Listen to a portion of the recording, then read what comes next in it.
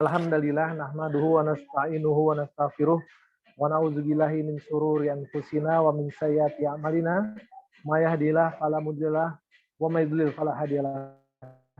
Asyhadu an la ilaha illallah wa asyhadu anna Muhammadan abduhu wa rasuluhu la nabiyya ba'dah. Alhamdulillah waladzi arsala rasulahu bil huda wa dinil haq liyudhhirahu 'ala dini kullih wa kafa billahi syahida. Alhamdulillah allazi bi ni'matihi tatimmus shalihat. Allahumma sholli wa sallim wa barik ala sayyidil mursalin Muhammadin wa ala alihi wa sahbihi ajma'in. Alhamdulillah, puji syukur kehadirat Allah atas dan karunia-Nya, wabil khusus nikmat iman dan nikmat Islam, yang tanpa kedua nikmat ini tidak akan ada artinya nikmat-nikmat yang lain.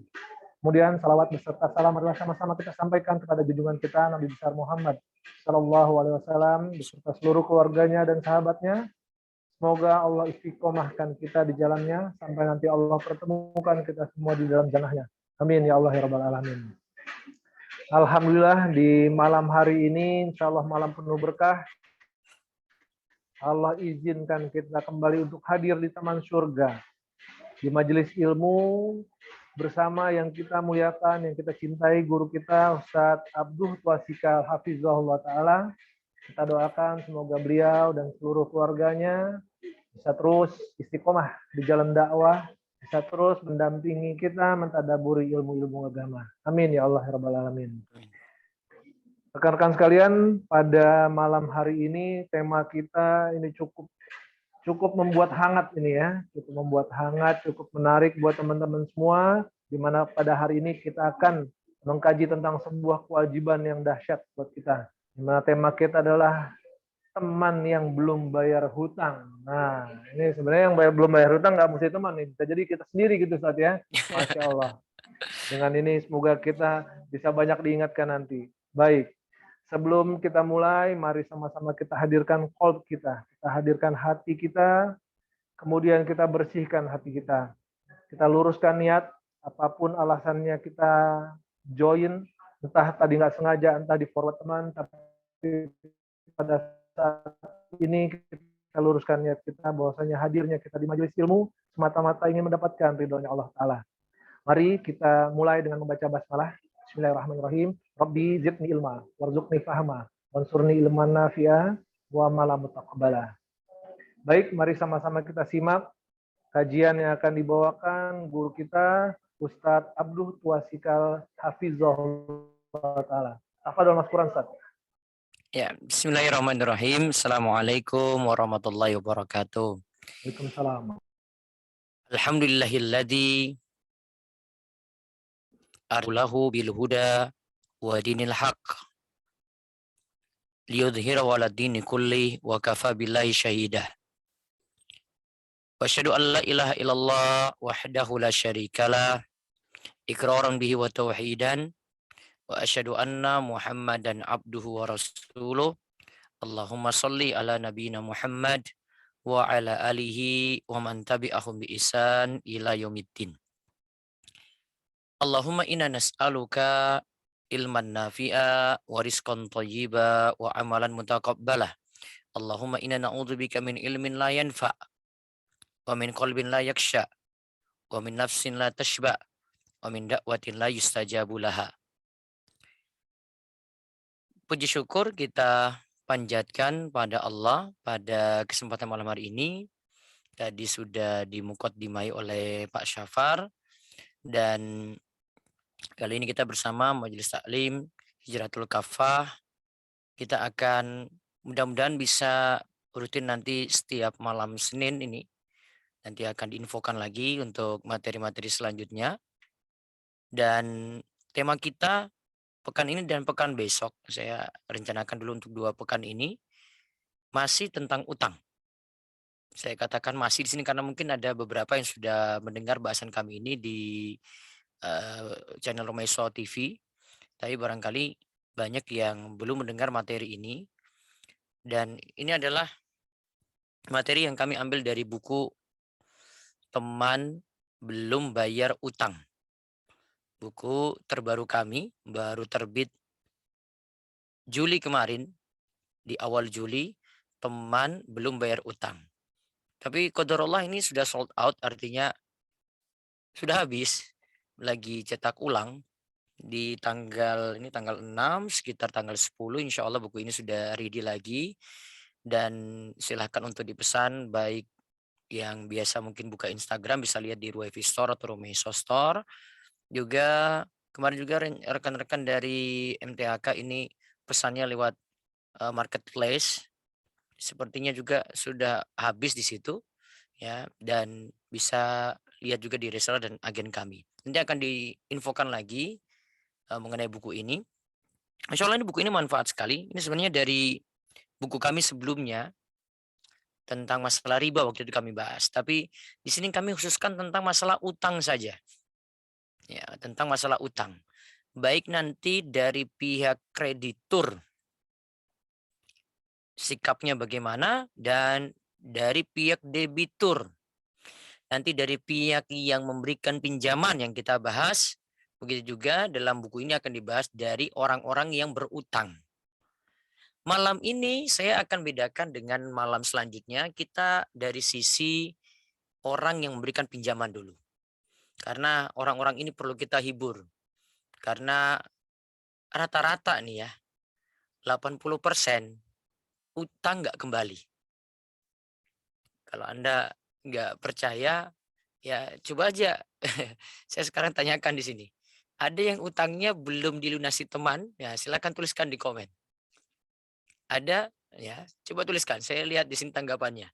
Sudah lunas apa belum? Tuliskan aja. Ini ada 78 yang hadir via Zoom. Mau nggak ditulis? Nah, itu ada. Malah hilang. Itu ada. Terus semua rata-rata jawab ada tuh. Tuh ada lagi. Ada lagi. Nggak ada yang jawab tidak ada tuh. Ada. Tuh. Ada Ustadz. Ada lagi. Malah WA diblokir. Coba lihat. Nah, alhamdulillah ada yang tidak ada nih. Baru satu yang bilang tidak ada nih ya. Ya mungkin karena nggak pinjamin. Nah, pelakunya menghilang gitu. Banyak banget Ustadz itu. Ada yang jawab gini, ada Ustadz tapi sudah ikhlas. Nah, ada yang sampai ikhlasin ini. Ada Ustadz tapi sudah ikhlasin. Nah, tuh benar tuh malah diblokir. Nah ini ya. Malam ini kita bahas dari sisi orang yang memberikan pinjaman. Nanti bisa lihat di buku kami, ya. Bagaimana sikap menghadapi ini. Kita mulai dari pembahasan berutang dulu ya, hukum berutang ya. Awalnya dulu ya kita bahas tentang hukum berutang, baru nanti dari sisi kreditur yang kita bahas. Nah, di halaman pertama dari buku ini, jadi halaman pertama, kan ada istilah kordon. Teman-teman sekalian lihat ya, ada yang tulis mau nagih, saya nggak enak hati, takut dia malu gitu. Itu. Ada Ustadz terus lost kontak tiba-tiba ngechat lagi minta ikhlasin, ya Allah. Dan kita bahas ini pembahasan serius ini. Ya, nanti saya akan ceritakan bagaimana orang susahnya untuk nagih di zaman ini. Bahkan bukan zaman ini, saya dari dulu memang kayak gitu. Watak ini nggak bisa berubah-berubah nih. Coba kita bahas dulu, ada istilah kord. Ya, sambil saya coret-coret ya. Ada namanya kord atau kordun.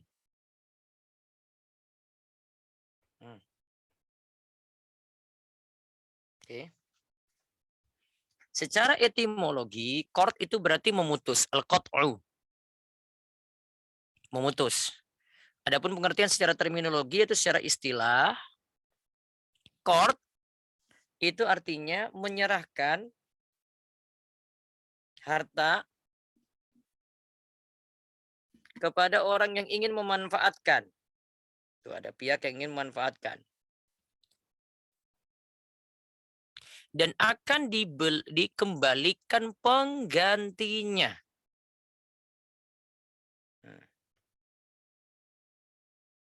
Berarti ada harta yang diserahkan, ini poin satu di sini. Nah. Terus ada orang yang ingin manfaatkan, poin 2. Oke. Terus nanti ingat, kembalinya akan dikembalikan penggantinya. Berarti misalnya pinjam 10 juta rupiah, Kita serahkan kepada orang yang ingin manfaatkan 10 juta ini. Dia pakai aja, dia putar nih uang ini ya. Dia putar 10 juta ini. Terus 10 juta ini awalnya pecahan 100 ribu. Dia kembalikan penggantinya, pengganti dari 10 juta ini. Bukan dengan uang yang sama. Tadi dengan pecahan 100 ribu, dia kembalikan dengan 50 ribu, 50 ribu. Yang jumlahnya 10 juta rupiah. Jadi 10 juta rupiah dikembalikan, penggantinya sama juga. Kembali 10 juta. Nggak berubah. Jumlahnya nggak berubah. 10 juta kembali 10 juta. Itu diistilahkan dengan apa tadi? Qardun. Nah, pembahasan utang piutang ini terdapat dalam Al-Quran, As-Sunnah, serta Ijma.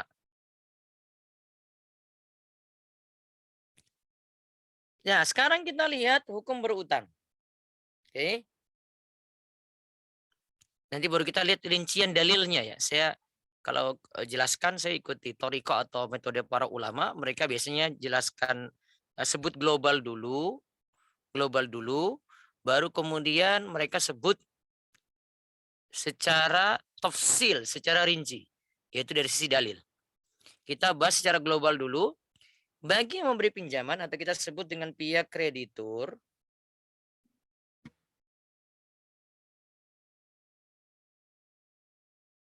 hukum memberi pinjaman di sini adalah sunnah.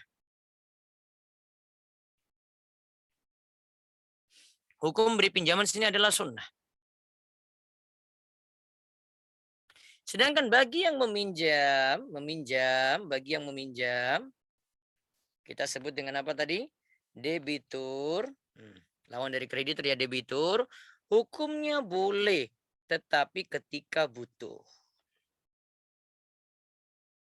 Coba kita bahas dari sisi pertama dulu, kreditur ya.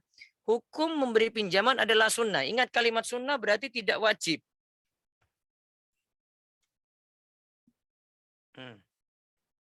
Ini saya perlu tegaskan, ini tidak wajib.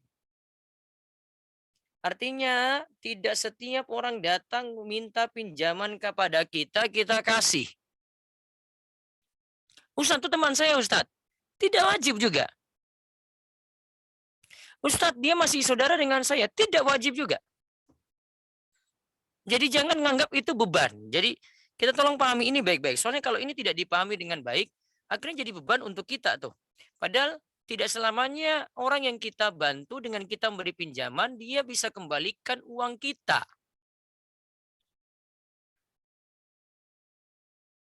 Tolong dipahami baik-baik ini. Soalnya kadang saya perhatikan kita mudah sekali untuk beri pinjaman pada orang. Padahal dia pinjamnya yang pertama besar, yang kedua dia belum yakin itu kembali, yang ketiga dia punya rekam jejak yang jelek itu. Karena bukan hanya dengan kita saja, ternyata dengan orang-orang lain, orang-orang yang lain sama.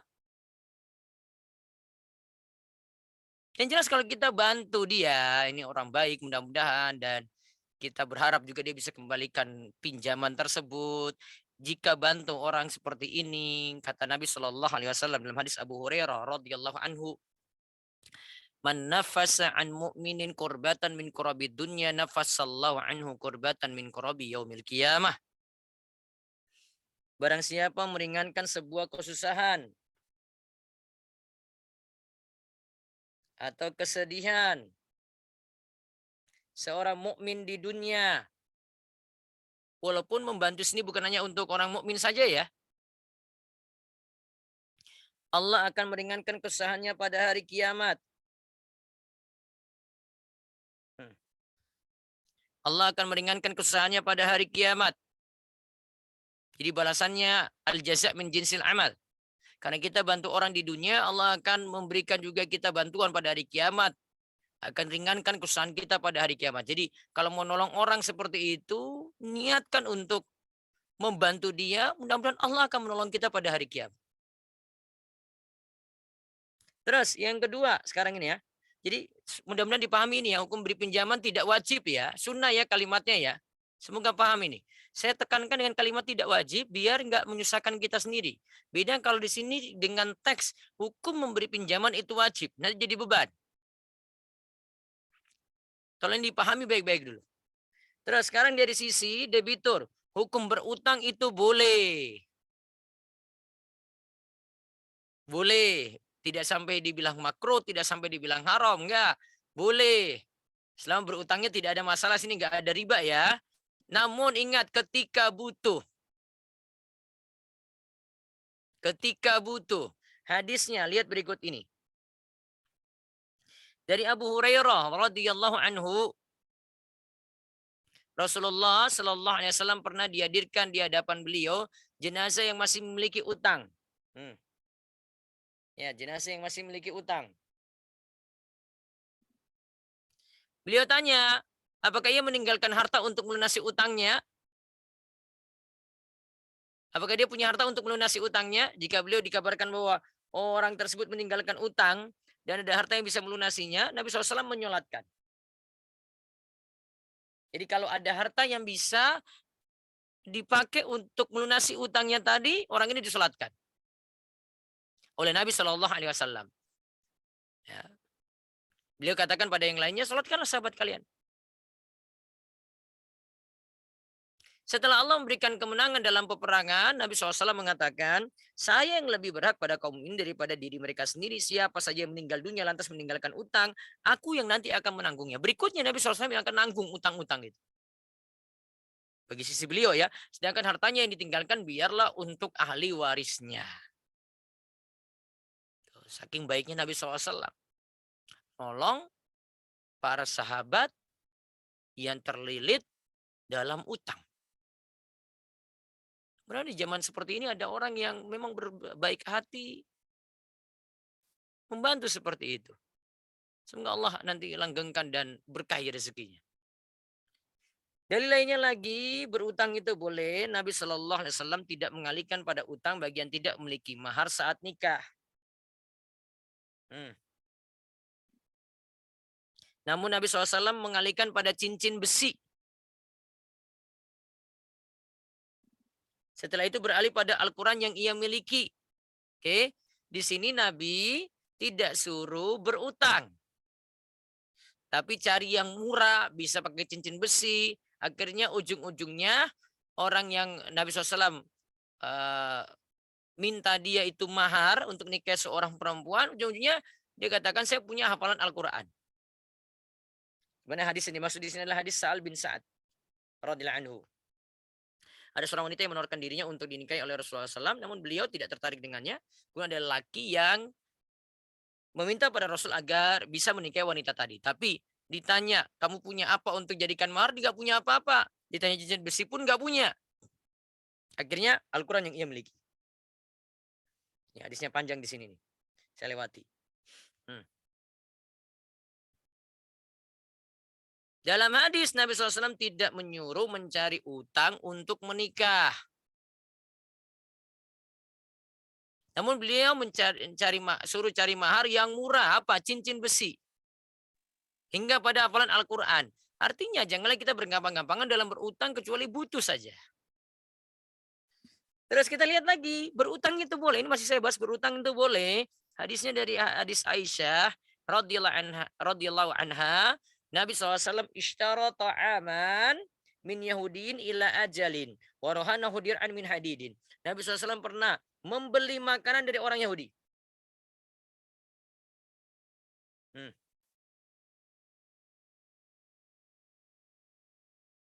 Di mana membeli makanan ini secara tidak tunai atau berutang.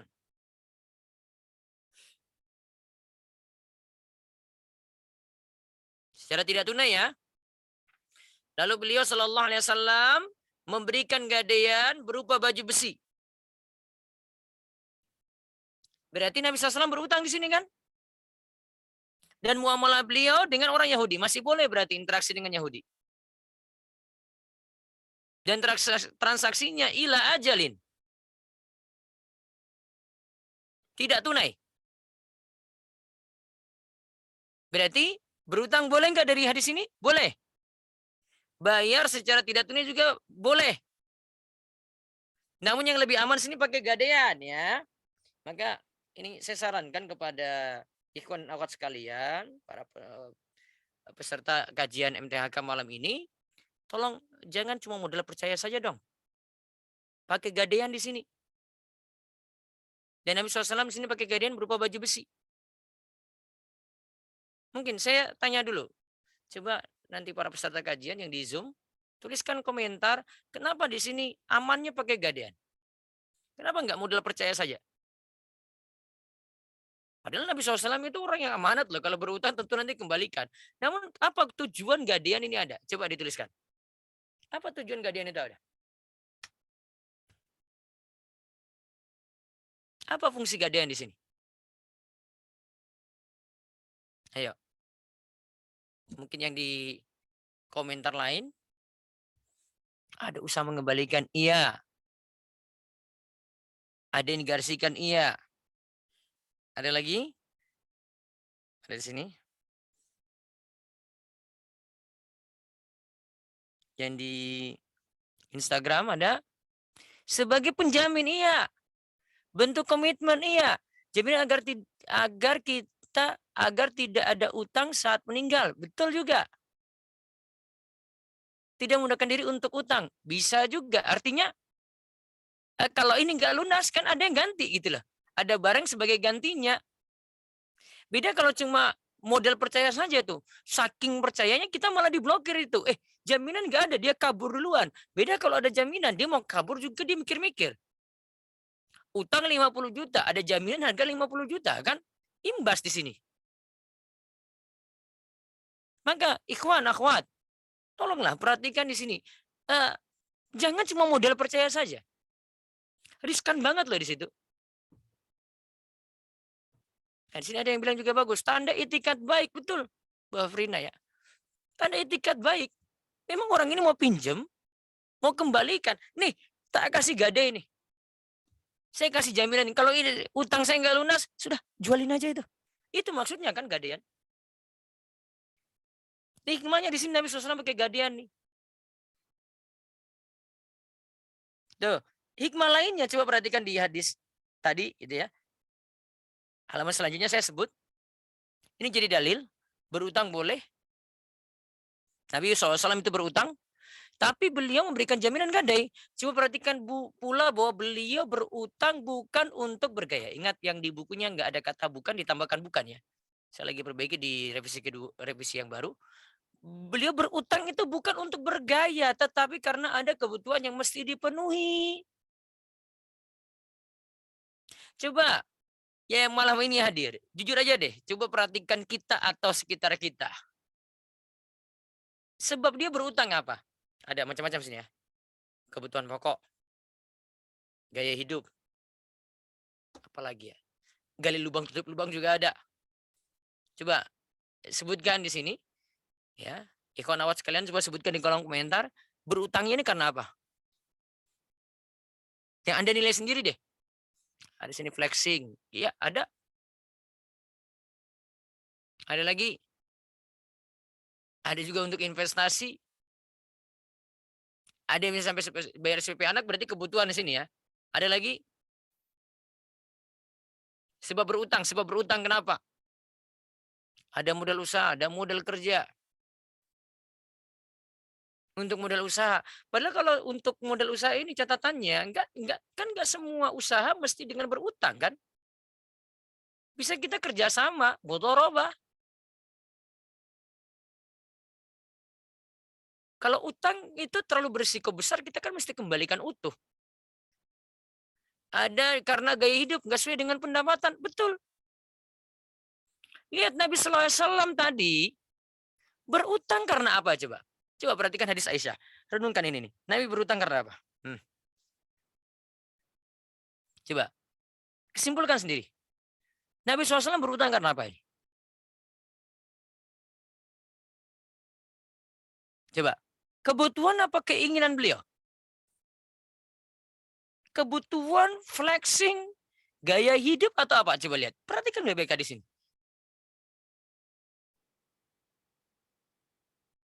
Kebutuhan, lihat. Beli makan. Kebutuhan keseharian nih. Kebutuhan dasar. Ya, kebutuhan pokok.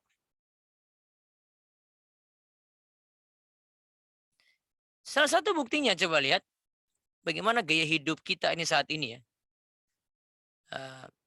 Sesuatu sebenarnya kita mampu beli sesuai dengan isi dompet. Kita bisa beli sesuai dengan isi dompet. Namun karena gengsi, gengsinya nih yang besar nih ya. Uang cuma 10 juta misalnya ya. Kira-kira bisa beli motor nggak dengan uang 10 juta?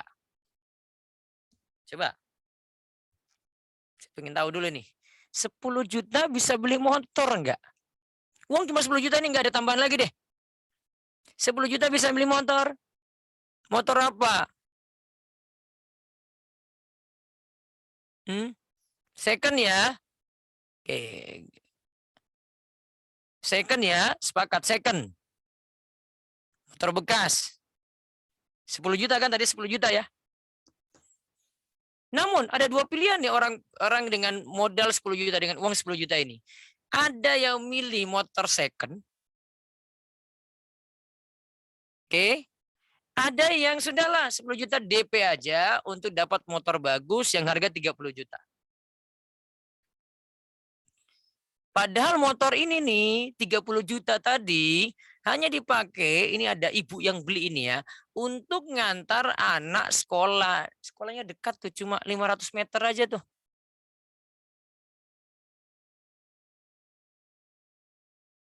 Gak pernah keluar jauh-jauh dari kompleksnya itu. Saya beli motor yang 30 juta. Aslinya kalau memang mau aman ya ikut gaya Nabi tadi. Gaya Nabi gimana? Ya untuk kebutuhan. Inilah sebab utang banyak kayak ini nih. Kita tidak mau mencontoh Nabi SAW. Beliau itu memang butuh baru beliau berutang. Kita malah karena gaya hidup kemudian cari utangan di situ. Coba kalau beli sesuatu dengan memperhatikan isi dompet. Ini sifat qanaah yang diajarkan. Nanti di buku ini saya akan jelaskan lagi. Nanti ketika kita bahas tentang berutang aja deh. Tapi saya lagi singgung di awal nih. Nah, lihat syarat berutang di sini. Ini syarat berutang. 1. Jumlah dan sifat utang harus diketahui agar jelas ketika pengembalian dan tidak ada gharar. Oleh karena itu, para peserta sekalian ikut malam ini, tolong dari konsekuensi pertama ini, utang baiknya dicatat. Atau tadi minimal ada gadai tadi ya. Kan jadi tahu jelasnya utangnya berapa kan. Utang dicatat.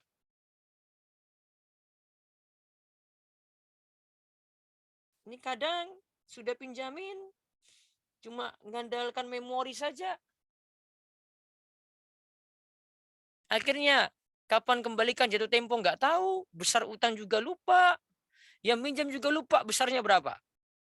Atau sudah bayar berapa. Terus yang kedua, sekarang dari sisi orang yang melakukan akad. Orang ini telah diizinkan oleh syariat. Telah diizinkan oleh syariat. Tuh.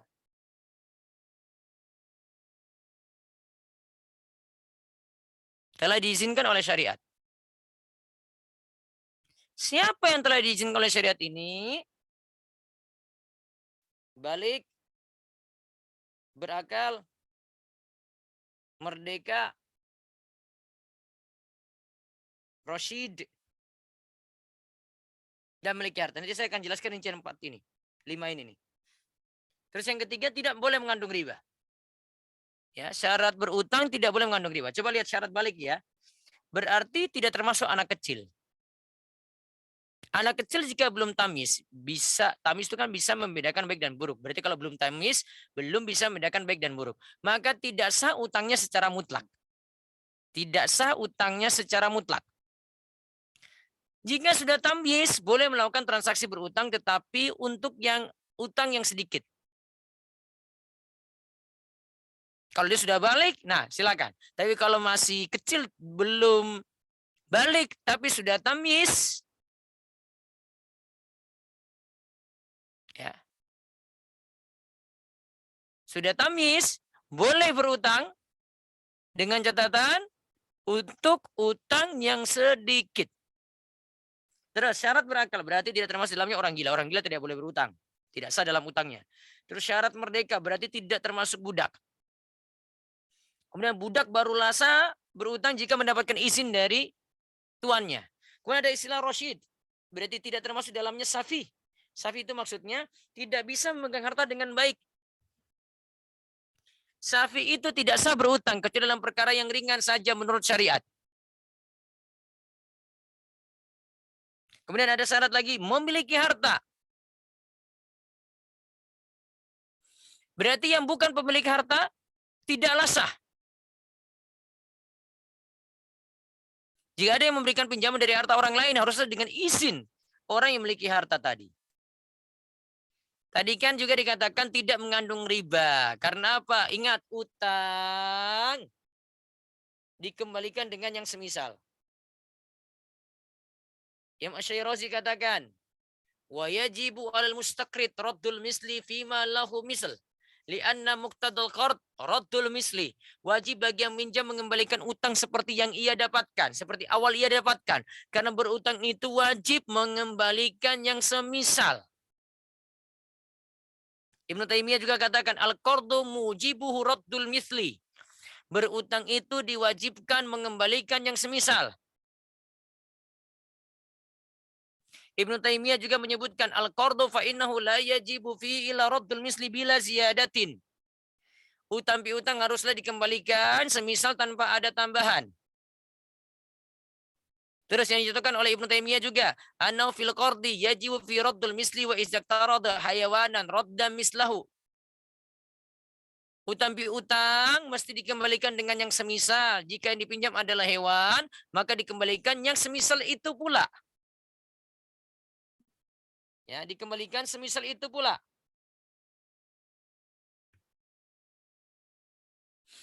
Syekh Khalid Al-Musyaiki katakan, peminjam wajib mengembalikan utang dengan yang semisal, namun jika terjadi sengketa, boleh mengembalikan dengan sesuatu yang punya nilai sama dengan pinjaman tadi. Intinya sama-sama kaidahnya ingat, raddul misli. Saya contohkan ini kasus yang pernah ada yang nanyakan ke saya.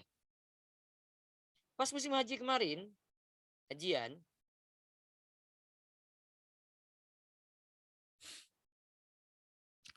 ada seorang ibu pesan ke temannya yang sedang haji.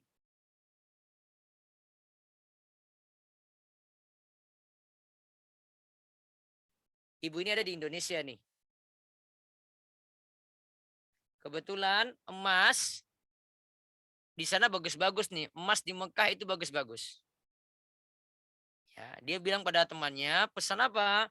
Pesan emas. Tolong dong kamu beli dong di sana. Nanti uangnya saya ganti di Indonesia. Oke? Misalnya dia beli di bulan Juli tanggal 1 Juli. Pas selesai hajian kemarin nih. 1 Juli ya. Taruhlah kurs ketika itu 1 Juli. Kurs uang real.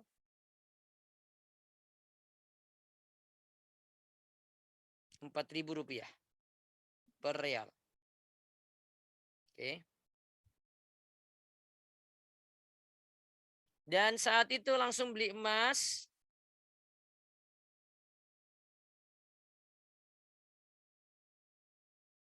Sepuluh gram.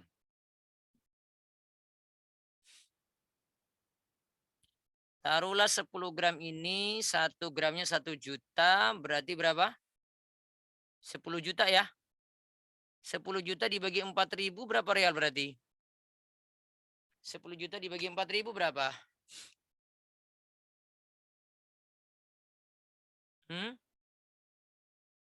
Berarti 10.000 bagi 4. 10.000 bagi 4 berapa? Berapa? 2.500 real. Nah ini sama dengan 2.500 real ya. 2.500 atau 250? Hah? 10.000 bagi 4. 2.500. 2.500 real. Nah, Temannya ini beli di Mekah 1 Juli 2.500 real. Oke. Nah, pulang ke Indonesia karena dia pakai haji plus, dia pulang awal-awal 7 Juli. Kurs real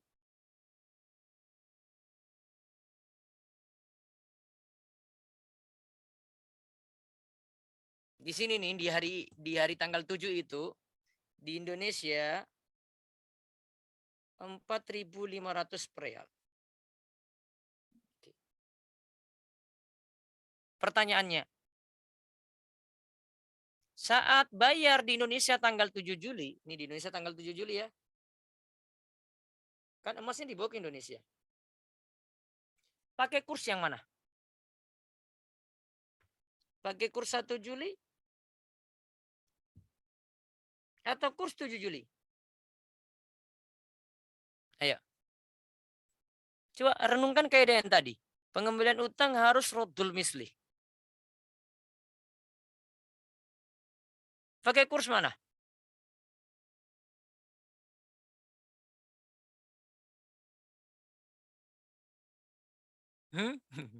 Coba mikir.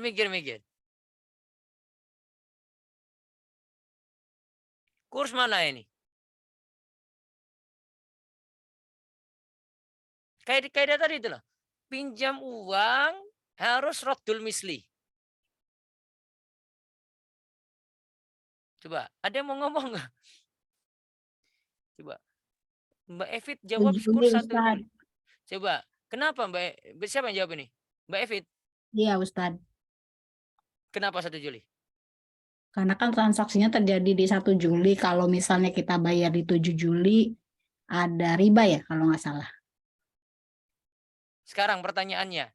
Belinya emas 10 gram toh? Betul, Ustadz. Bayarnya berapa waktu itu? Sebentar, bayarnya yang 2.500 real kan? Iya. Berarti tanggal 7 Juli juga harus kembalikan berapa? 2.500. Nah, ini bawa 2.500 real dulu kan harus roddul misli. Kan dia pinjam uang. Iya toh? Pinjamnya real kan? Betul, Ustadz. Nah, berarti 2.500 real dibawa ke 7 Juli. 7 Juli kursnya berapa? 4.500. Nah, tinggal dikalikan. Berapa tuh? Berapa itu coba? Pasti lebih dari 10 juta kan? 2.500 kali 4.500. 11.250.000.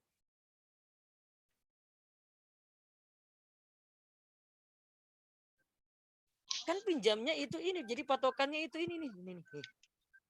Roddul mislinya 2.500. Sehingga pengembaliannya pakai yang kurs saat hari mau bayar. Gitu. Jangan pakai kurs yang 4.000 tadi. Soalnya dia kan pinjam uang 2.500. Betul nggak? Gimana Mbak Evit? Betul, Ustadz. Nah, memang naik.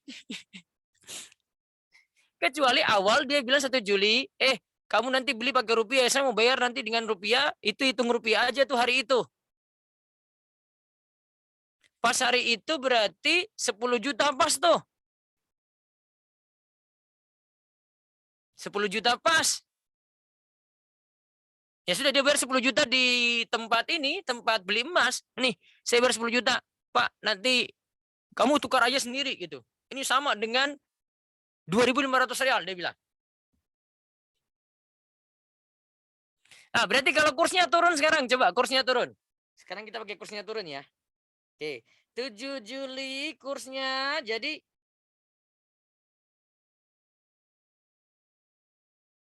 Berapa? 3.800 lah ya. Berarti di bawah sama. Bayarnya kan 2.500 kan? Oke. Dikalikan 3.800. Berapa? Di bawah ini kan? Di bawah 10 juta ya. 2.500 kali 3.800. Berapa? 9.500.000 rupiah. Resiko. Kebetulan di Indonesia pas tanggal 7 kursnya turun. Jadi yang tetap dipikir sama itu 2.500 tadi. Nih. Jelaskan ini? Pakai kaidah sama. Kenapa saya bawa ke 2.500 real? Karena kan di Saudi dia bayar pakai real. Kaidahnya tadi kan utang itu gimana? Kata Ibnu Taimiyah tadi gimana? Al-qardu mujibuhu raddul misli. Kan pinjamnya itu kan dengan real. Gitu. Berutang itu diwajibkan mengembalikan yang semisal. Itu kaidahnya nih, berlaku kayak gini nih. Ini kasus yang kemarin ada yang nanya saya pas pulang haji, terus pas dia katanya ini, saya bilang, enggak itu Bu dibawa ke sekarang kursnya. Karena kan dulu beli dengan real. Jadi memang resiko di sini bisa jadi kursnya naik turun betul. Yang satu kursnya kan kita anggap 4.500, yang satu kursnya 3.800. Ingat ya, contohnya kayak gitu. Itu penerapan kaidah tadi. Nah, yang terakhir kita bahas untuk malam ini, adab memberikan pinjaman. Adab memberikan pinjaman. Nanti silakan ada yang mau bertanya bisa tulis kolom komentar, ya. Usahakan sesuai dengan tema ya. Nah, adab ini penting banget nih. Yang tadi kita sebut, ini sekarang kita dari pihak kreditur nih. Kreditur nih kebanyakan para korban ini. Ingat, orang yang beri utang itu punya keutamaan dia bantu orang lain. Keutamaannya itu Masya Allah, orang ini bantu orang lain. Nolong orang lain. Itu sudah jadi pahala di situ ya. Tadi hadisnya kita sebut ya. Siapa yang memberi keringanan, meringankan sebuah kesusahan. Ya, dia meringankan sebuah kesusahan. Seorang mukmin di dunia, Allah meringankan kesusahannya pada hari kiamat. Barang siapa memudahkan urusan seorang yang dalam keadaan sulit, Allah akan memberinya kemudahan di dunia dan akhirat.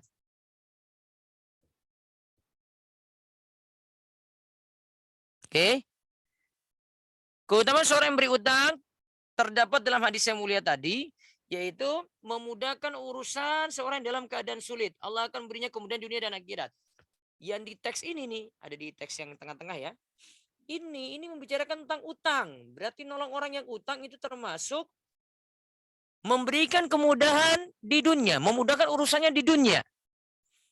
Teks ini bicarakan tentang utang.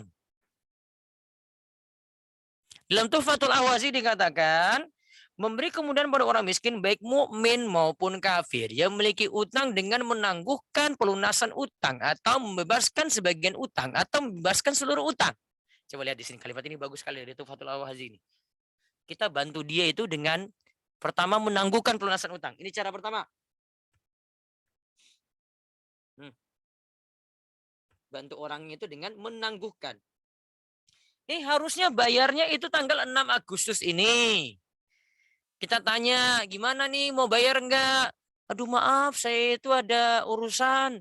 Keluarga saya kemarin sakit. Uang yang seharusnya saya bayar utang tadi, saya pakai untuk urusan keluarga yang berobat. Bisa enggak saya dikasih tengah waktu? Kita disuruh. Bisa enggak dikasih tengah waktu? Terus kita kasih tengah waktu. Sudah, bulan depan aja. Awal September ya. Gitu. Itu menangguhkan pelunasan utang. Memberi kemudahan pertama. Dalam Tuhfatul Ahwazi lagi katakan, memberi kemudahan yang kedua, membebaskan sebagian utang. Insya Allah ini baik nih. Dia ikhlasin tapi cuma sebagian. Ikhlasin tapi cuma sebagian. Utangnya 10 juta, karena dia tahu ini orang yang berutangnya susah. Sudah bayar 5 juta, dia bilang, sudah saya nggak pelunas nih 5 juta, nggak usah. Ya, semoga Allah nanti ganti nanti di akhirat. Nah itu. Terus ada lagi yang ketiga, membebaskan seluruh utangnya. Masya Allah. Ini luar biasa ini. Tadi pinjam 10 juta. Nggak dibayar-bayar. Ya sudah, saya ikhlasin saja. Saya tahu kamu itu susah.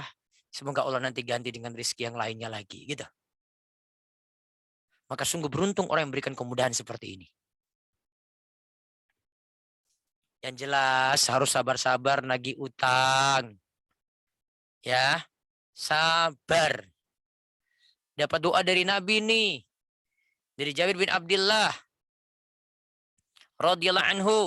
Rasulullah sallallahu alaihi wasallam bersabda, rahimallahu rajulan samhan idza ba'a wa idza ishtara wa idza iqtada. Semoga Allah merahmati seorang yang bersikap mudah ketika menjual, ketika membeli dan ketika menagih haknya. Itu nagih utang. Sabar-sabar nih. Di antara bentuknya itu sabar. Masya Allah kalau bisa sabar hadapi mereka ini, padahal kita sebenarnya disakiti loh. Waktu dia datang dia nangis-nangis. Sekarang ketika kita mau nagih kita yang disakiti. Dibalas kayak gitu. Masya Allah kesabarannya luar biasa nih. Yang dimaksud ketika menagih haknya adalah meminta dipenuhi haknya dengan beri kemudahan tanpa terus mendesak. Oh, berarti sabar sekali ini ya. Jadi dia tanya aja, kapan dilunasi? Ya sudah, kalau belum lunas ya sudah. Padahal jawabannya itu kalau kita tanya WA saja. Pas ditanya hari Senin dia jawab oke. Hari Selasa yes. Hari Rabu nanti ya. Hari Kamis nanti sore ya. Hari Jumat bilangnya besok ya. Gitu ya. Dia jawab WA-nya nih. Hari Sabtu. Oh maaf Bang tutup. Hari Ahad maaf Bang tutup. Ya kayak gitu terus jawabannya tuh. Insya Allah gimana kalau ini yang kita nggak sabar di situ ya. Di sini kata penulis Fathul Bari, beri kemudahan tanpa terus mendesak. Sabar, sabar. Ini konsekuensi ini sabar nih ya Allah, ini harus kita tegasin lagi di sini ya. Memang sabar ini harus luar biasa nih. Namanya sabar. Kalau nggak sabar gimana lagi coba? Ini namanya sabar di sini. Terus dalam Sunan Ibnu Majah dibawakan bab meminta dan mengambil hak dengan cara yang baik. Dari Ibnu Umar dan Aisyah radhiyallahu anhuma, Rasulullah sallallahu alaihi wasallam bersabda, "Man talaba haqqan falyatlubhu fi afafin wafin aw ghairi wafin." Siapa saja ingin meminta haknya, hendaklah dia meminta dengan cara yang baik. Baik pada orang yang mau menunaikan utangnya. Artinya dia sabar sekali lagi pada orang yang memang punya niatan baik untuk lunasi. Namun ada yang dihadapi itu enggan mau bayar. Berarti ada dua orang yang ini kita hadapi ini. Ada yang mau menunaikan utang kita, artinya ada yang mau bayar. Dan ada juga yang nggak mau bayar-bayar.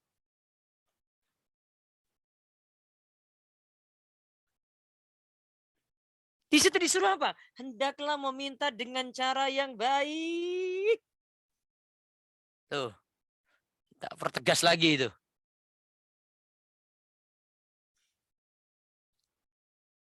Juga dalam hadis, Rasulullah SAW bersabda untuk orang yang memiliki hak pada orang lain. Berarti utang sini ya. Khuz haqqaka fi afafin wafin au ghairi wafin. Ambillah hakmu dengan cara yang baik pada orang yang mau menunaikannya, artinya yang mau bayar, atau orang yang enggan mau bayar.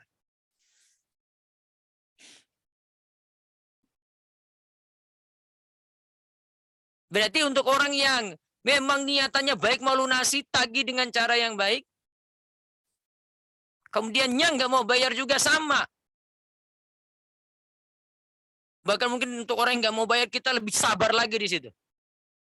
Perbesar sabarnya. Biar pahalanya makin besar. Oke. Coba renungkan ayat ini. Ini untuk adab untuk menagih utang. Ayat ini. Al-Baqarah ayat 280. Allah katakan wa in kana dzu usratin.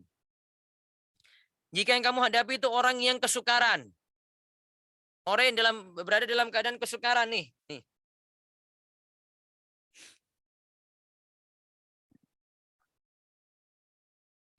Fanaziratun ila maisarah. maka berilah tenggang waktu sampai dia berkelapangan.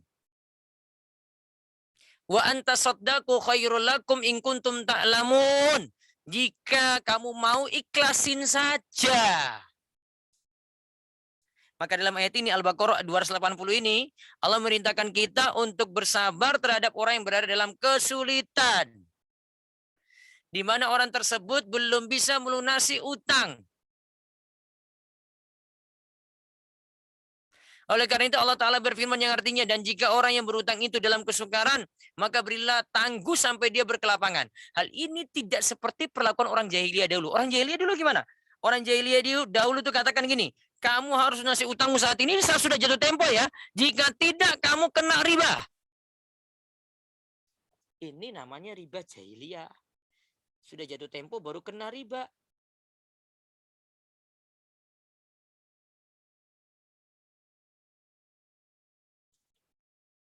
Beda nggak dengan riba saat ini?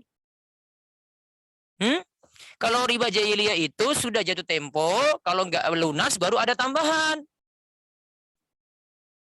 Beda nggak dengan riba saat ini? Coba komentarnya. Ayo. Ini apakah materi ini berkenan di-share? Materinya nggak berkenan di-share PDF-nya. Beli buku. Jadi sudah saya sampaikan di awal, beli buku ini. Antum beli buku ini nih, ini menolong pesantren kami juga nih.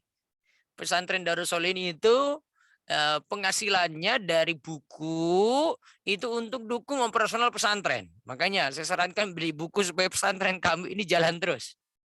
Ini usaha pesantren. Karena ada pembagian hasil di situ dengan pesantren.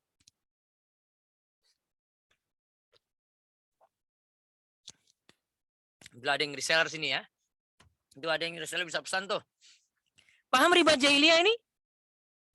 Kalau jatuh tempo baru kena riba. Kalau bayarnya pas jatuh tempo tidak kena riba. Tapi kalau lewat dari jatuh tempo baru kena riba. Seperti kartu kredit sekarang ya Ustadz ya? Kartu kredit ada kayak gini kan? Oke. Itu riba jahiliyah namanya. Namun coba kalau kredit yang lainnya. Kayak gitu.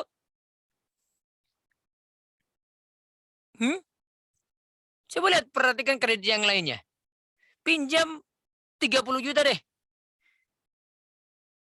Apa nanti jatuh tempo baru kena riba? Enggak, sejak awal 30 juta ini sudah dicicil, ada tambahan.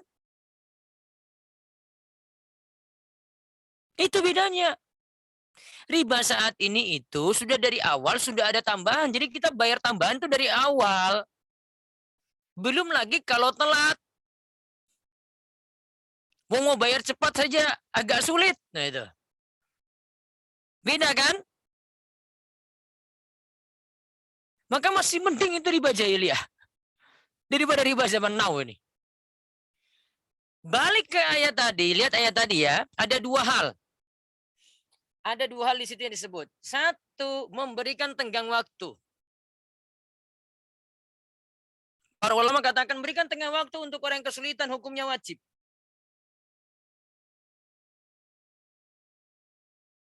Oke, memberikan tenggang waktu hukumnya wajib. 6 Agustus jatuh tempo. Tanya dia, oh, maaf Pak, saya nggak bisa lunasi ini karena ini. Alasannya disebutkan alasan. Ya sudah, bulan depan ya. Memberikan tenggang waktu hukumnya wajib. Sebalikannya tadi memberikan riba hukumnya dosa. Oke. Terus cara yang kedua, selanjutnya jika ingin membebaskan utangnya maka ini hukumnya sunnah atau dianjurkan. Berarti yang kedua ini sunnah.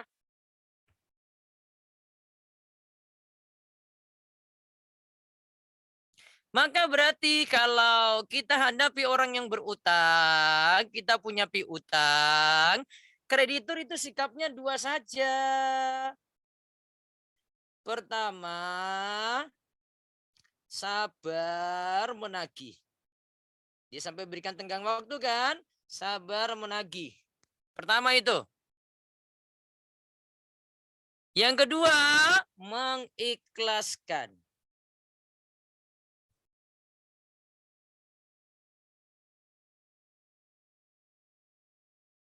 Sabar menagih dengan dia berikan tenggang waktu. Hukumnya apa tadi? Wajib apa sunnah? Berikan tenggang waktu. Hukumnya wajib apa sunnah? Wajib.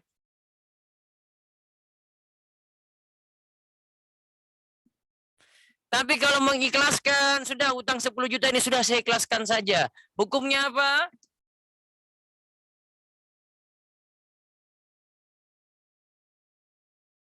Sunnah. Orang yang berarti baik seperti inilah dengan membebaskan sebagian untuk seluruh utang itu, yang akan mendapatkan kebaikan dan pahala yang melimpah. Kata Ibnu Katsir. Silakan memilih di antara dua keadaan ini, wahai para kreditur yang berikan pinjaman. Antum cuma punya dua pilihan. Yang pertama, sabar menagih dengan memberikan tenggang waktu, hukumnya wajib.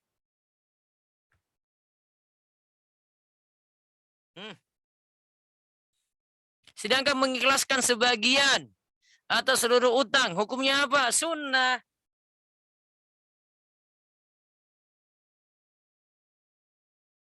Sekarang mana yang dipilih? Sabar menagih atau mengikhlaskan? Ayo. Mana yang mau dipilih? Sabar menagih atau mengikhlaskan? Tergantung keuangan, Ustadz. Apa tergantung keuangannya? Kalau masih ada uang, ya aku ikhlaskan, ya sudahlah, nggak apa-apa. Gitu. Terus kalau nggak ada uang? Tapi kalau sebenarnya saya masih perlu gitu, ya saya tunggu aja dulu, sabar. Sabar. Kayaknya juga satu lagi, tergantung besar utang. Iya, Betul nggak? iya Ustadz. Utang 100.000 bisa ikhlaskan. Kalau 100.000 saya ikhlaskan. 100 juta. Saya sabar dulu menunggu. Itu. Sudah temukan jawabannya itu. Tergantung besar utang. Saran saya kalau yakin dia nanti bisa kembalikan, jangan dulu. Kemarin itu ada yang nanya saya, Ustadz. Saya kemarin sudah ikhlaskan, Ustadz. Ternyata beberapa waktu kemudian orang ini dapat waris, Ustadz. Saya langsung bilang, ya sudah, kamu sudah terlanjur ikhlaskan, ya sudah selesai kan? Saya suruh kamu ikhlaskan, makanya nunggu dulu.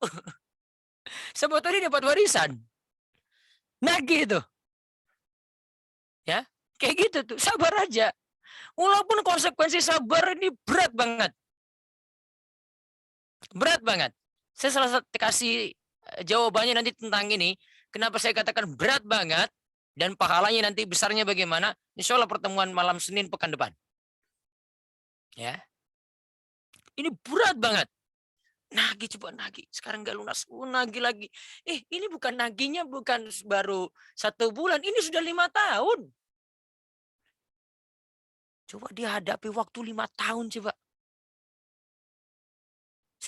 Sampai ada yang sebel banget tadi, ada yang sebut juga di kolom komentar saya lihat tadi. Ustaz, saya sampai ikhlasin aja, Ustaz sudah capek mikir dia.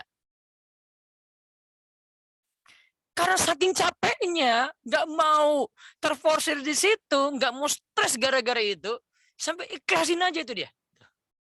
Maka ada orang kayak gini sudah capek. Ya, semoga yang jadi pengantar ini untuk hari ini jadi manfaat dan masukan berharga bagi kita semuanya. Insya Allah besok saya masih bahas keutamaan membantu orang yang sulit dalam utang, plus nanti kita bahas resiko punya utang. Resiko punya utang. Nanti di pertemuan pekan depan. Baik, ada waktu nanti sampai 21.30. Monggo, sekitar 15 menit lagi. Silahkan jika ada pertanyaan. Kayaknya sudah ada yang tulis di kolom komentar sejak tadi. Bisa ada yang bacain juga. Silakan. Assalamualaikum Ustaz. Waalaikumsalam warahmatullahi wabarakatuh. Coba Iya. lihat nama. Saya dengan Hartini dari Jakarta. Ini Bu Hartini ya, mau tanya Iya. tentang apa nih? Iya, tentang hutang ini. Jadi waktu itu ada tetangga yang ya niat kita nolong bantu gitu kan. Nah, dari jumlah yang dia bayarkan itu masih tersisa 70%-nya yang belum dia bayar. Nah, 70% belum dibayar. Berarti iya, sudah dibayar 30%. iya. Oke, Nah, terus? heeh. Nah, terus dia itu udah pernah kita tagih dan sudah bertahun-tahun nih Ustadz. Tempo hari dia datang ke rumah Sudah bilangnya cuma berapa gini, tahun, Bu? Bertahun-tahunnya itu. udah kami udah sabar gitu kan, nggak nagih-nagih lah, udah capek juga nagihnya tapi udah biarin aja kita liatin aja. Dia sampai dan kalau kita mau ikhlasin itu dia punya kontrakan 40 pintu gitu kan. Jadi kayaknya nggak make sense kalau saya mau mengikhlaskan. Nah, akhirnya, tempo hari dia pernah datang dan dia bilang, "Saya untuk saat ini belum bisa bayar sisa hutangnya," dia bilang gitu. "Tapi kalau saya nggak ada umur, tagih aja sama suami saya sama anak saya," gitu. Itu gimana tuh Ustadz hukumnya? Minta aset, minta jaminan, Bu. Kalau utang besar, minta jaminan. Gitu ya. Jangan modal percaya saja. Ini ada jaminannya nggak sebelumnya? Enggak sih, memang juga, waktu itu nggak besar-besar banget Ustadz, maksudnya, kita bantu waktu itu buat bayar kuliah anaknya. Aduh. Terus? Iya. Tapi Nah, kan bikin sakit hati juga, Bu, walaupun nggak besar tuh. subhanallah, saya Iya. saya sudah berusaha untuk ikhlas, tapi suami saya enggak gitu, masih Bu, tetap yang yang pekerjaan paling berat di muka bumi itu nagih utang, Bu. subhanallah. Iya iya iya. Bukan hanya nyari jodoh, Bu. Tuh, ini ya, biar jomblo juga tahu nih.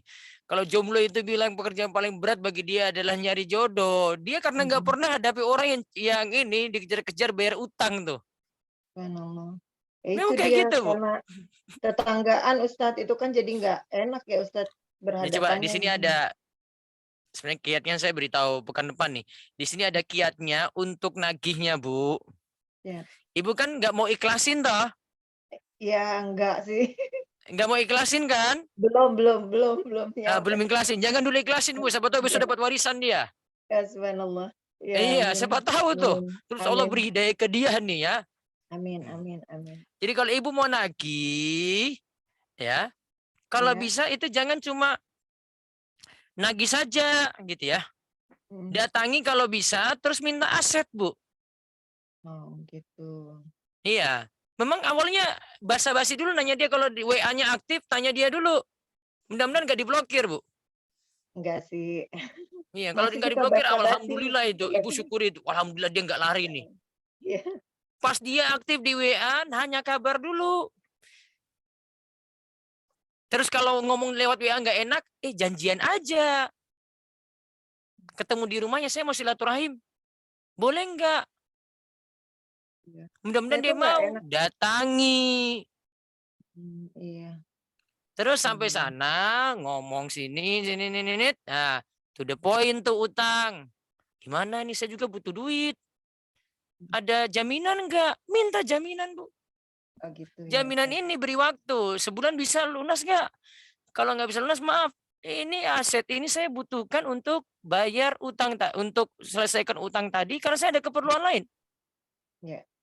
Gitu, Ya, Bu. baik. Aman.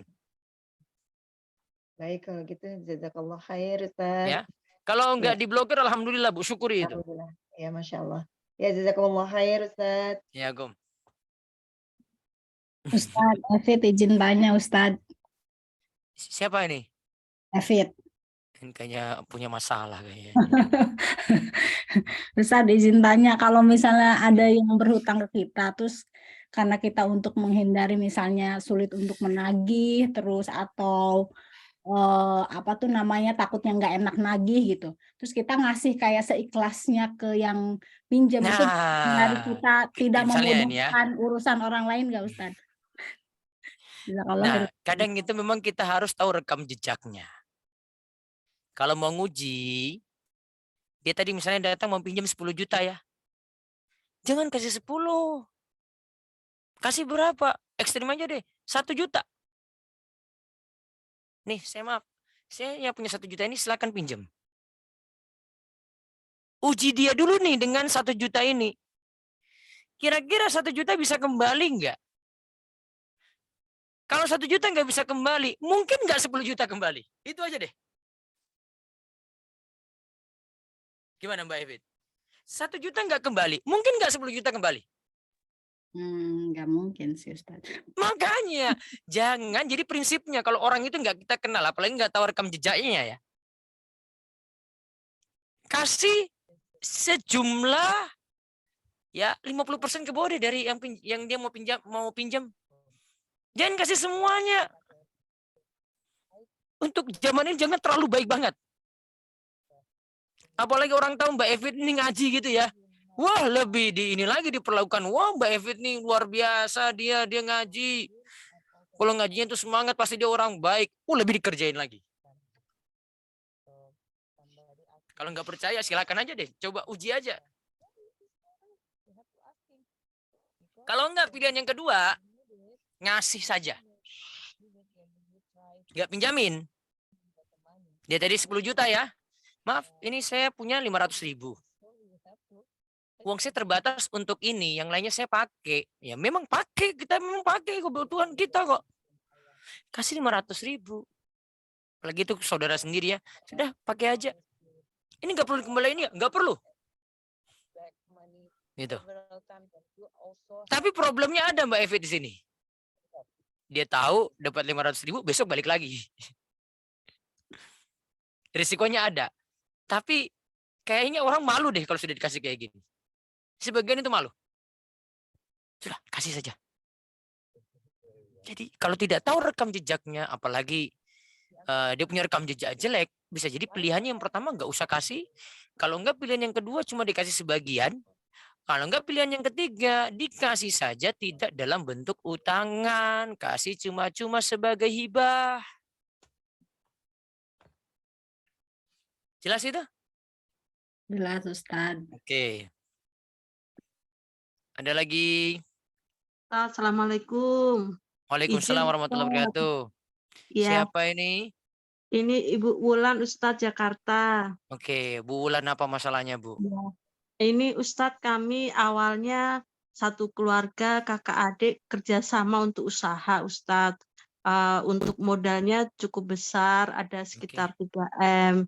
Karena adik yang mempunyai modal pengen berusaha, punya pengen keinginan sendiri yang sehingga perusahaan ini dia minta ditarik semua, padahal memang saya hanya punya keahlian, adik yang punya modalnya. Nah, karena penarikan istilahnya memang modal yang dia yang punya, otomatis pekerjaan nggak bisa jalan, Ustadz. Dan Dia yang punya modal ya, Bu ya? dia yang punya modal, Ustadz, saya hanya punya keahliannya. Oke, baik. Kemudian karena memang kalau modal itu ditarik, yang memang 99% dia yang punya untuk istilahnya uangnya, Ustadz, pekerjaan kan nggak bisa jalan, Ustadz. Kemudian kalau dia tarik, kemarin kami diskusi, dia minta saya menyelesaikan dalam waktu 2 tahun. Saya bilang, kalau saya 2 tahun nggak mampu, saya minta 5 tahun, tapi tidak berkenan Ustadz diberi waktu 5 tahun, sehingga karena diskusinya mentok, akhirnya dia bilang, ya sudah kita ketemu sebagai rekan kerja aja, saya akan ke pengadilan niaga ataupun perdata ataupun pidana, begitu Ustadz. Jadi tidak ada titik temu Ustadz.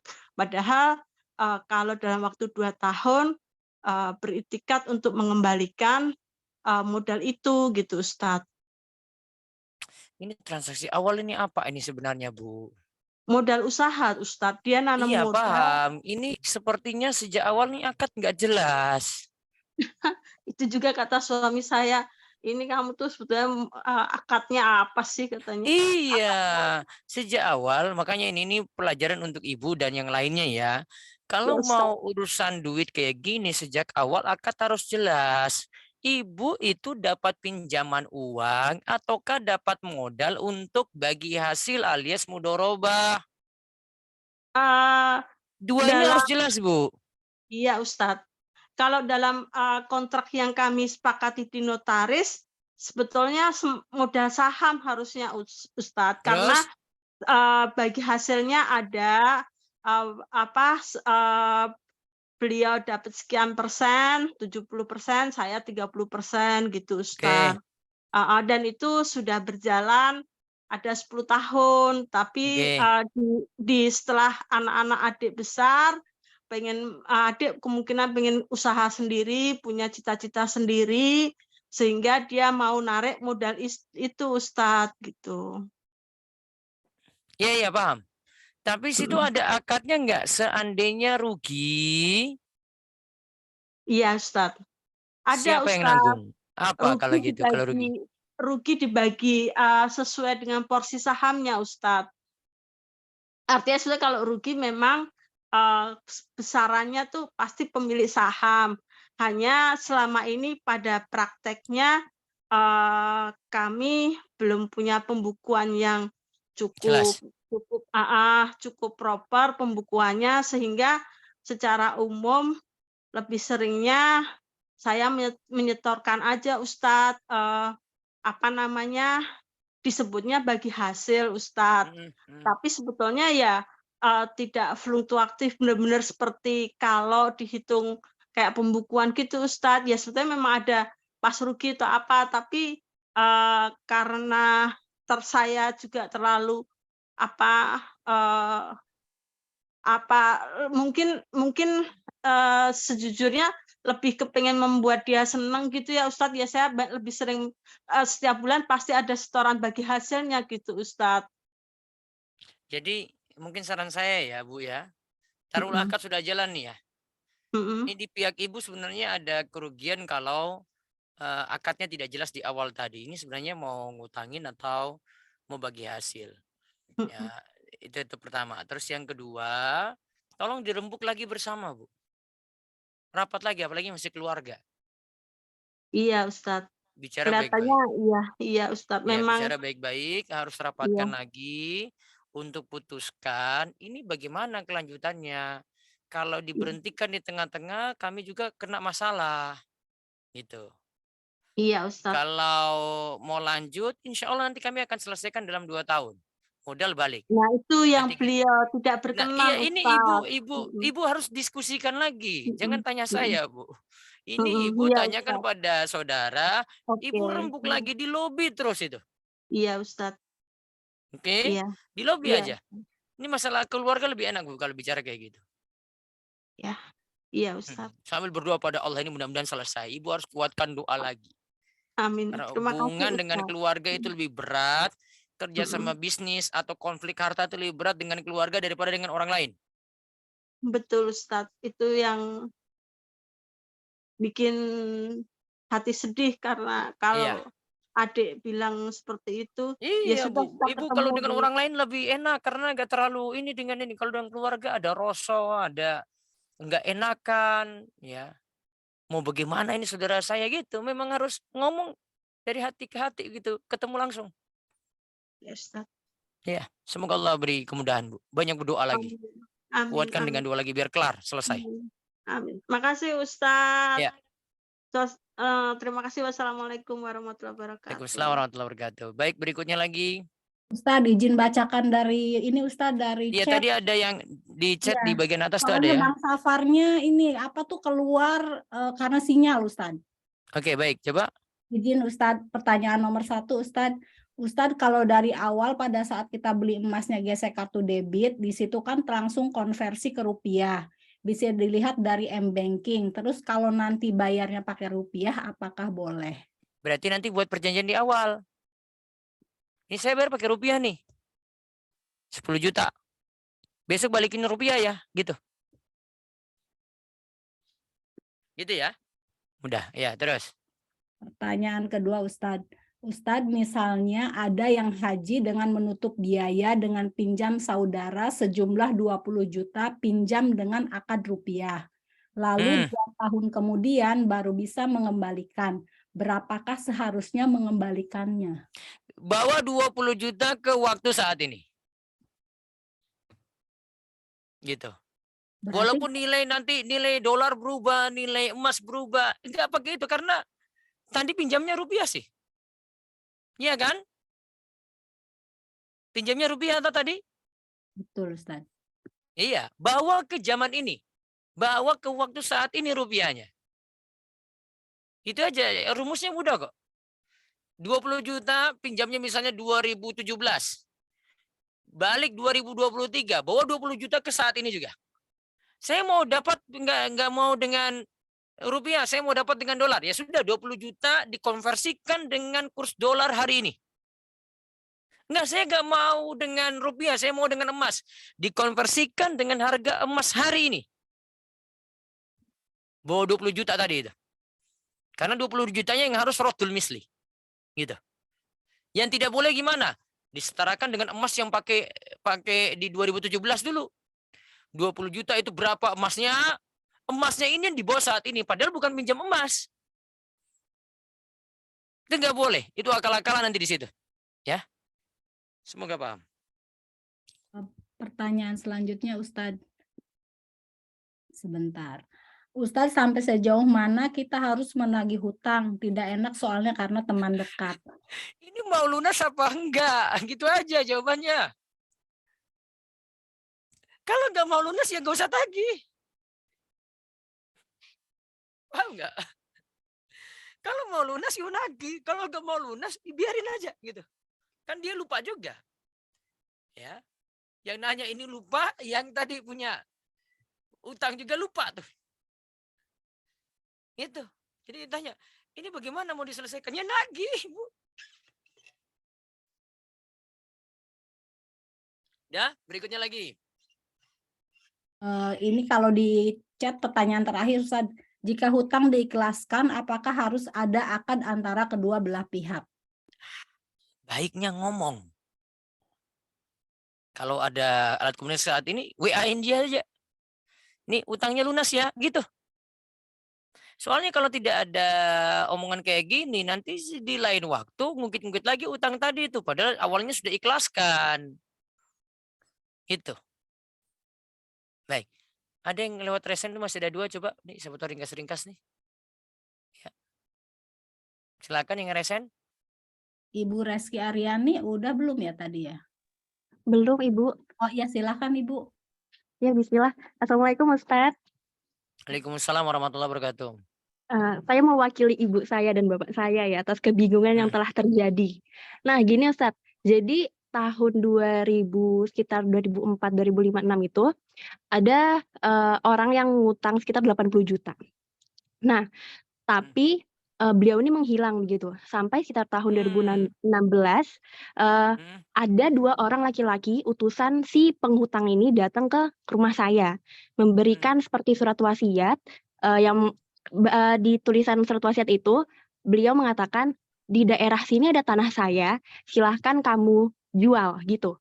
Tapi konteksnya cuman itu doang. Sedangkan surat apa segala macam tuh nggak ada. Nah, jadi orang tua saya juga bingung gitu kan Ustadz, kayak seneng gitu kayak mau dibayar tapi nggak jelas gitu. Nah, terus itu di PHP itu namanya itu. Terus jadinya Ustadz, orang tua saya berinisiatif untuk datang ke lokasi itu yang ditunjukkan dalam surat itu. Nah, lokasi itu ada Ustadz. Beneran ada tanah yang kosong. Tapi orang tua saya tuh menanyakan ke warga sekitar, kayak ini tanah siapa? Dan warga sekitar tuh cuman kayak bilang, ini tuh yang punya tuh nggak jelas gitu loh. Nggak pernah ditahu ini tuh tanah siapa, entah cuma tanah kosong, tanah pemerintah atau gimana tuh nggak tahu Ustadz. Jadi orang tua saya tuh kayak jadi, ini kita tuh dikibulin apa gimana ya gitu. Nah, terus kan ini udah jauh ya Ustadz, udah bertahun-tahun lah, belasan tahun gitu. Sampai 2022 kemarin, saya tuh iseng nyari bapak ini siapa gitu. Ternyata ketemu Ustadz. Beliau ini, saya tuh sudah mendorong orang tua saya untuk kayak tagih aja, karena saya sudah cukup mengkepoi kehidupan beliau ini. Ya, kaya gitu Ustadz, menikah dengan janda kaya, sekarang sudah hidup Masya Allah, saya rasa 80 juta tuh mudah lah untuk dia bayar. Tapi orang tua saya tuh masih kayak merasa, jangan dulu lah, siapa tahu ini, siapa tahu itu gitu. Orang tua saya tuh merasa kayak takut gitu loh Ustadz. Karena bapak ini tuh punya power gitu, kalau dibilang. Nah, jadi sekarang keluarga saya ini kayak kebingungan, kita nih butuh juga 80 jutanya, butuh juga tanahnya, tapi kayak mau ditagih tuh segan gitu. Sarannya gimana Ustadz? Ini saran saya, diperiksa lagi dulu itu benar nggak yang punya utang yang dulu itu. Terus yang kedua, benar nggak dia punya harta tanah tadi? Yang mungkin yang tanah kan masih abu-abu. Syarat berutang itu kan Uh-uh. yang memiliki harta harus jelas. Nah, iya itu masalahnya Ustadz. Perkara tanah Iya, ini masih itu sebenarnya masalahnya di situ. Hmm, Dipastikan dulu benar nggak orang ini yang berutang. Terus yang kedua, benar nggak itu tanahnya? kalau orang yang berutangnya benar Ustadz. Karena saya juga udah tahu anaknya dan sudah latar belakangnya Oke. udah ketahuan semua. Udah, sekarang yang kedua, tanahnya betul itu? Gak tahu karena orang sekitar bilang, oh ini Makanya. nggak tahu ini siapa. Iya, mau jadikan gade gimana? Wong itu aja bukan barangnya. Belum jelas. Gimana mau jadikan gade? Siapa tahu itu dia cuma klaim aja. Iya kan? Benar Ustadz. Iya. Harus diperjelas lagi. Syukran Ustadz, jazakallahu Nah, khairan. nanti resikonya tadi uang 80 juta dibawa tetap saat ini walaupun perubahan nilai dolar atau emas tuh beda nanti dari dulu dengan sekarang tuh. Itu nggak ngaruh. 80 juta kembali tetap 80 juta. Ustadz maaf, katakanlah kalau misalnya beliau tetap memberikan tanah itu. Oke. Misalnya utang ini 80 juta, tapi tanah Oke. itu saat dijual, kalau saya tanya orang tua saya tuh bisa sampai 150-an. Apakah Oke. sisanya itu akan kami kembalikan kepada beliau atau Kembalikan. kembalikan? Walaupun beliau mengatakan jual saja tanah ini sebagai penebus utang saya. Itu bagaimana Ustadz? Selama tidak ada syarat awal boleh. Tapi lebih aman kembalikan saja sisanya. Oke, baik Ustadz. Oke. Terima kasih Ustadz. Jazakallahu khairan. Waalaikumsalam. Karena Ustadz, sudah saya cukup ya. kembalikan ke Bang Safar, Ustadz. Bang Safar Iya. udah ada. Alhamdulillah. Baik, waduh, mohon maaf tadi mental Ustadz nih. Jazakallahu khair ya. Evit udah bantuin. Jadi memang kalau dari kesimpulan Ustadz ya, mungkin untuk sesi ini kita ngelihat ada hal yang tadi menurut saya sangat menggelitik gitu ya, di mana secara hukum memberikan tenggang itu malah wajib Ustadz ya. Nah ini Wajib. kalau begini memang dari awal harus betul-betul difahami oleh kedua belah pihak gitu Ustadz ya. Difahami bagaimana hak dan kewajiban masing-masing dan konsekuensi serta resikonya nanti gitu ya. Iya. Sehingga tidak terjadi hal-hal yang mungkin ya tadinya niat mau baik malah jadi disalahgunakan gitu ya. Tadinya malah ikhlas jadi nggak ridho gitu ya Ustadz ya. Ini memang perlu juga sebelum masuk ke dalam akad gitu ya, bisa melibatkan orang yang berilmu gitu Ustadz ya, supaya lebih minimal jadi saksi, selain jadi saksi juga bisa memberikan pengetahuan dulu di kedua belah pihak ini Ustadz ya, sehingga yang timbul nanti betul-betul sebuah bantuan, yang timbul nanti sebuah muamalah yang benar gitu Ustadz. Kalau sekarang kan kayaknya yang satu punya ekspektasi berbeda mau bantuin, yang satu ternyata ekspektasi cuek gitu. Ini waduh benar-benar ujian gitu, sehingga muamalahnya tadinya hanya sekedar nominal akhir ke bawah-bawah ke masalah silaturahim dan lain-lain gitu Ustadz ya. Baik, ini masih bisa dibacakan pertanyaan lagi atau gimana, Ustadz? Ada satu terakhir itu aja. Nah, ini tadi ada pertanyaan, yang paling bawah. Yang sebelumnya masih ada lagi, Ustadz. Izin Anda bacakan yang terdahulu kali, Ustadz ya? Ya. Pertanyaannya. Jadi kalau bagaimana apabila dalam penagihan itu melibatkan pihak ketiga, Ustadz? Ada orang lain untuk ikut menagih, tapi bukan debt collector. Nah, apakah melibatkan pihak ketiga ini masuk dalam kategori membuka aib orang, Ustadz? Nah, mohon nasihatnya, Ustadz. Selama itu tidak, pihak ketiga itu tidak mendesak-desak, tidak berbuat zolim, utangnya dikembalikan dengan yang semisal, ya, maka boleh. Tapi rata-rata debit collector bukan seperti itu. Dia maksa, pakai kekerasan. Ya, ini bukan debt collector, Ustadz. Bukan debt collector, tapi mungkin ya pihak ketiga yang bisa menengahi sepertinya, Ustadz ya. Kalau bisa menengahi, berarti untuk selesaikan dan tidak ada riba di situ boleh. Oh, baik, Ustadz. Nih, masih banyak nih, Ustadz, kayaknya yang nanya. Ya, berarti PR nanti pertemuan berikutnya PR, ya? saja. Baik, Insya Allah malam Ustadz. Senin berikutnya lagi, Ahad malam Insya Allah. pekan depan, kita masih lanjut dengan tadi yang saya belum beri motivasi ini tetap sama dengan yang saya tadi katakan, lanjutannya untuk pihak kreditur dulu. Kreditur ini harus dihibur nih karena mereka korban-korban ini. Korban yang sakit hati.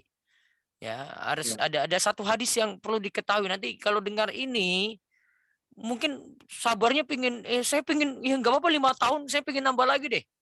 Itu. Kalau dengar hadis ini, saya belum sebutkan hadisnya. Hadisnya kalau keluar nih, itu lebih hibur lagi nih. Karena ada yang bukan hanya sakit hatinya itu 1 bulan, 2 bulan, sudah 5 tahun, sudah 10 tahun. Tadi kayak yang nanya itu sampai dari tahun 2000-an tadi itu. Tadi dari 2007 tadi sudah mau 15 tahun nih. Nah itu. Gimana orang seperti ini? Ya, keutamaannya ada. Baru nanti kita bahas untuk orang yang berutang nih biar sadar. Masya Allah. Baik Ustaz. Berarti itu pertanyaan terakhir Ustaz ya. Silakan Ustaz kalau ada mau closing remark Ustaz. Baik, yang jelas banyak-banyak sabar. Ya, saya katakan untuk orang yang beri pinjaman banyak sabar. Kita beri pinjaman pada orang lain, ingat itu resikonya besar. 80% biasanya itu tidak kembali, 20% kembali. Tadi ada yang contohkan, dia punya utang aja kembali baru 30%, 70% belum. Ya kayak gitu memang. Ya. Sehingga kalau memberikan pinjaman, ya sebagai posisinya sebagai kreditur harus banyak-banyak mikir. Tadi saya sampaikan solusi, entah kasih utuh yang sesuai dengan yang dia minta tapi risikonya besar. Kalau saran saya jangan dikasih utuh, pinjam 10 juta, kasih 1 juta saja dulu untuk dipinjamkan.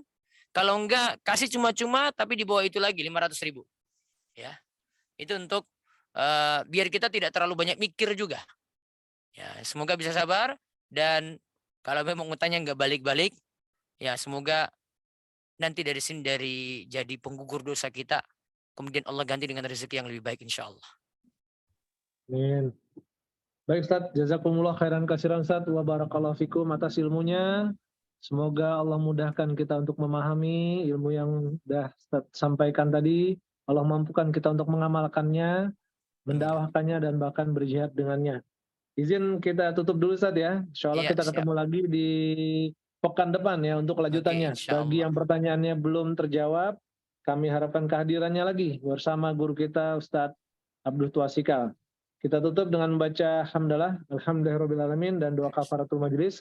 Subhanakallahumma bihamdika, asyhadu alla ilaha illa anta, astaghfiruka wa atubu ilaik. Assalamualaikum warahmatullahi wabarakatuh. Waalaikumsalam warahmatullahi wabarakatuh. Jazakallahu khair Ustaz. Ustaz. Makasih ya semua.